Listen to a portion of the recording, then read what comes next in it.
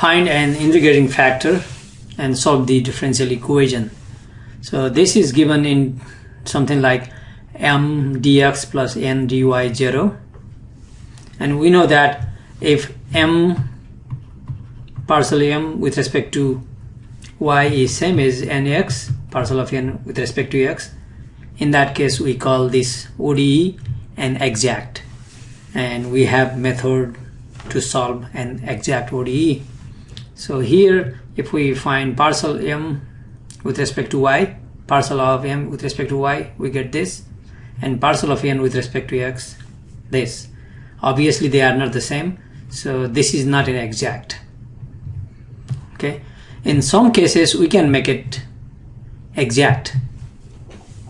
For we check these two ratios, my minus nx over n and x over n. So if this is a function of x alone, then e raised to this function, whatever that, okay, dx, that will be our integrating factor.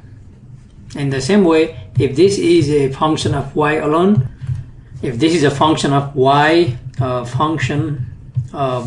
alone, just only y, then e raised to that dy, I mean this will be an integrating factor.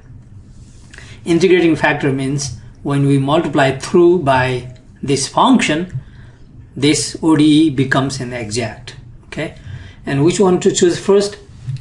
Choose where the bottom is simpler, n or m. So in this case, n is simpler. Okay, so we want to go for first because n, and hopefully it works. If not, we want to go for second. Okay, so my minus nx over n, subtract nx from the first, so these two cancel, only two terms left, and we can factor more, but I just want to factor negative 2x so that we get the bottom, and they cancel, so negative 2x. So we got a function of x alone. Okay, the first case, this is a function of x alone. That means we can find an integrating factor. Integrating factor mu as a function of x is e raised to whatever we have, it's negative 2x dx, which is negative e raised to negative 2x means negative x squared, antiderivative of x squared. Now multiply the ODE by this, then this becomes an exact. Okay, so when we multiply by this integrating factor, so we get this, and we don't have to check, this becomes an exact.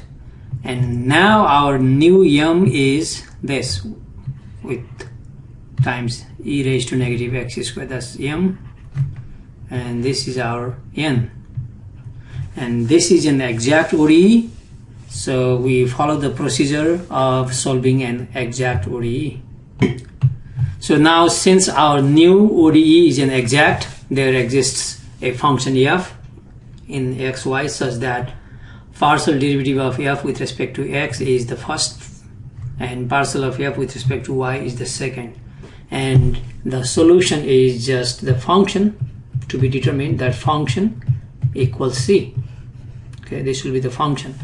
Now we can integrate equation 1 with respect to x, or we can integrate 2 with respect to y. Look at this exponential function. This exponential factor is in terms of x, so when we integrate with respect to y, this is still a constant. So I want to integrate 2 with respect to y. I mean, this is possible but very difficult. So integrate this 2 with respect to y, so this becomes constant, x squared constant, 3y squared, antiderivative of 3y squared is y cube, and antiderivative of 4y is 2y squared, plus some constant of integration. But since we are doing with respect to y, we can have a function of x as well as a constant, because when we differentiate with respect to y, this is pure function of x, so this becomes 0. So not only c, we have to write another variable function. Here we are doing with respect to y, so a function of x is also a constant. Okay, we are almost done. I mean, as soon as we find the value of h, We are done. Now to find h, we have not used 1 yet, so look at here fx. So differentiate 3 with respect to x. Then we can compare with 1. Then we can find the value of h. So differentiating equation 3 is 3 with respect to x gives, we have to use product rule here. Okay, and h becomes h prime. From these two we can factor this exponential term out here, then we have inside. Now we compare 1 and 4. Okay, we are trying to find the value of h, the function h, and then we are done. So compare 1 and 4, the left hand sides are same, inside almost except this 2x. So this h prime should be 2x times outside, obviously, because this one is multiplied to everyone. So comparing 1 and 4, we get h prime is 2x times this. Okay, so e to the negative x squared times 2x. Now we integrate both sides with respect to x and we get h back. Then integrate both sides with respect to x, we get this. Here we need to use use substitution.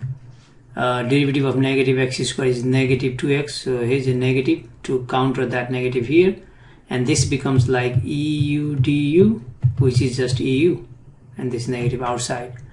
So in this way we have this plus c, but we can always take 0. So we have h now. Then we go back, and here is the function from 3. So we plug in h value there, and that function equals c is the solution. Okay, so let me write that over here. Then the solution is, it's given from 3. So 3 is here, by the way.